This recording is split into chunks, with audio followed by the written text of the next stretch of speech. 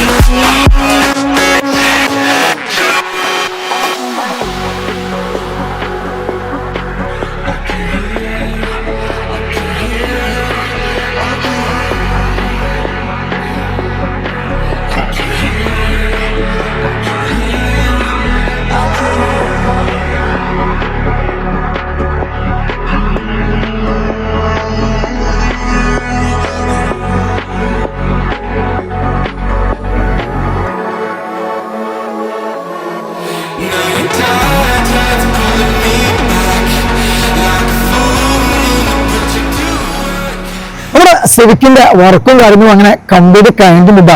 ഇപ്പൊ നമ്മള് ലേറ്റ് ആയി പോയിട്ടുണ്ട്, കുറച്ച് ഇതായിരുന്നു, കുറച്ച് അധികം വൈകി ഞങ്ങൾ വീട് എടുക്കാൻ വേണ്ടിയിട്ട്. അപ്പൊ ഈ വണ്ടിയിൽ നമ്മൾ കുറച്ച് അപ്ഡേഷൻസും കാര്യങ്ങളൊക്കെ ചെയ്തിട്ടുണ്ട്. അപ്പൊ നമുക്ക് ഡീറ്റെയിൽ ആയിട്ട് നോക്കിയാലോ. ഓൾറെഡി നമുക്ക് മുരുകനാറിന്റെ കിറ്റ് ഇൻസ്റ്റാൾ ചെയ്ത വണ്ടിയായിരുന്നു. അപ്പൊ അതിന്റെ പെയിന്റിങ്ങിൽ നമ്മൾ കുറച്ച് ചേഞ്ചസ് വരുത്തി. അതേപോലെ തന്നെ നമ്മൾ ഫ്രണ്ടിൽ ഒരു ലിപ്പ്, മുരുകനാറിന്റെ ഒരു ഫ്രണ്ട് ലിപ്പ് നമ്മൾ ആഡ് ചെയ്തു. ഒരു നമുക്ക് ഹെഡ്ലാമ്പ് യൂണിറ്റ് ഉണ്ടായിരുന്ന ഒരു വണ്ടി ആയിരുന്നു. ആഫ്റ്റർ മാർക്കറ്റ് നമ്മൾ ആ ഒരു ടൈപ്പ് അല്ലെങ്കിൽ പസാ ടൈപ്പ് ഹെഡ്ലാമ്പ് യൂണിറ്റ് ഓടി വണ്ടി ഉണ്ടായിരുന്നു കേട്ടോ. അപ്പൊ നമ്മൾ ചെയ്ത മാറ്റം എന്ന് പറയുമ്പോൾ ഫ്രണ്ട് ബമ്പർ കംപ്ലീറ്റ്ലി നമ്മൾ ഒന്നുകൂടെ നമ്മൾ അത് റീപെയിന്റ് ചെയ്തിട്ടുണ്ട്.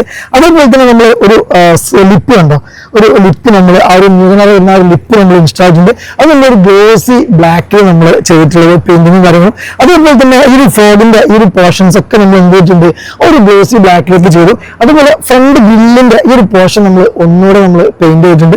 അതേപോലെ തന്നെ ഫ്രണ്ട് നമ്മൾ ആ ഒരു ജേഡിയം സ്പെക്ക് ലോഗോ ഹോണ്ടന്റെ അത് റെഡ് ആൻഡ് സിൽവർ ആയിരുന്നു, അത് നമ്മൾ ബ്ലാക്ക് ആൻഡ് സിൽവറിലേക്ക് അപ്ഡേറ്റ് ചെയ്യുന്നുണ്ട്. അപ്പോൾ നല്ലൊരു ഹൈലൈറ്റ് എന്ന് പറഞ്ഞാൽ നമ്മൾ ആ ഒരു ലിപ്പും അതേപോലെ തന്നെ ഡുവൽ ടോൺ പെയിന്റിംഗ് കോമ്പിനേഷൻ തന്നെയാണ് കേട്ടോ. അതേപോലെ തന്നെ സൈഡിലേക്ക് വരുമ്പോൾ നമ്മൾ ഒരു ന്യൂവൺ ആറാറിന്റെ സൈഡ് സ്കേർട്ട് കൊണ്ട് ഇൻസ്റ്റാൾ. കാരണം നിലവിലൊരു വണ്ടിയിൽ ന്യൂവന്റെ കിറ്റ് ഉണ്ടായിരുന്നെങ്കിൽ പോലും നമുക്ക് സൈഡിൽ സ്കേർട്ടോ കാര്യങ്ങളൊന്നും ഇല്ലായിരുന്നു. സൈഡ് ഫ്രീ എന്ന് വേണമെങ്കിൽ തന്നെ പറയാൻ പറ്റും. അപ്പോൾ സൈഡ് ഫ്രീ ആയ സൈഡിൽ നമ്മൾ ന്യൂവൺ ആറാറിന്റെ ഒരു സ്കേർട്സ് നമ്മൾ ആഡ് ചെയ്യുന്നത്. പിന്നീട് നമ്മൾ റിയറിലാണ്. റിയറിൽ നോക്കുമ്പോൾ നമ്മൾ റിയറിൽ ന്യൂവന്റെ ഒരു സ്പോയിലർ ഇത് ABS ആണ്. കാരണം 4 പീസസ് ആണ്. അപ്പൊ നമുക്ക് 3 പീസസും 4 പീസും അവൈലബിൾ ആണ്. അപ്പോൾ 4 പീസ് ഈ ഒരു ബോണറ്റിന്റെ ഈ ഒരു പോർഷനിൽ വരുന്ന ഒരു പീസ് ഉണ്ടെങ്കിൽ നമുക്കത് 4 പീസാണ് നമ്മൾ പറയാറ്. ഇതില്ലെങ്കിൽ 3 പീസാണ് കേട്ടോ.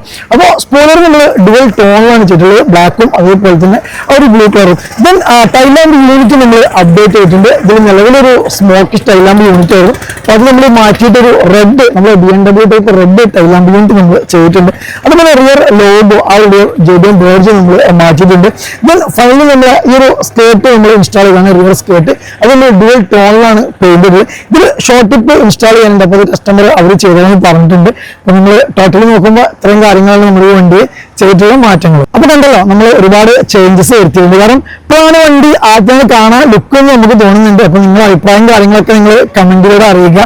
അപ്പൊ എന്തായാലും വർക്കും അതേപോലെ നമ്മളെ വീഡിയോസും കാര്യങ്ങളൊക്കെ നിങ്ങൾക്ക് ഇഷ്ടപ്പെട്ടു വിചാരിക്കുന്നു. അപ്പൊ ഇതേപോലുള്ള വർക്കുകളോ കാര്യങ്ങളൊക്കെ ഉണ്ടെങ്കിൽ നമുക്ക് ശരിക്കും ഏത് വണ്ടിയൊക്കെ നമുക്ക് അതിന്റെ ആഫ്റ്റർ മാർക്കറ്റ് പ്രൊഡക്റ്റുകളും അതേപോലെ തന്നെ നമുക്ക് എന്തൊക്കെ ചെയ്യാൻ പറ്റും, കസ്റ്റമൈസ് ചെയ്യാൻ പറ്റിയ കാര്യങ്ങളൊക്കെ നമുക്ക് ചെയ്യാൻ പറ്റുന്നതാണ്. അപ്പൊ അങ്ങനെ വർക്ക് കാര്യങ്ങളൊക്കെ ഉണ്ടെങ്കിൽ ദയവായിട്ട് നിങ്ങൾ F&F മോട്ടോർ സ്പോർട്സുമായിട്ട് കോൺടാക്ട് ചെയ്യുക. അപ്പോൾ ഇനി മറ്റൊരു വീണ്ടും വരുന്നവരെ ബൈ.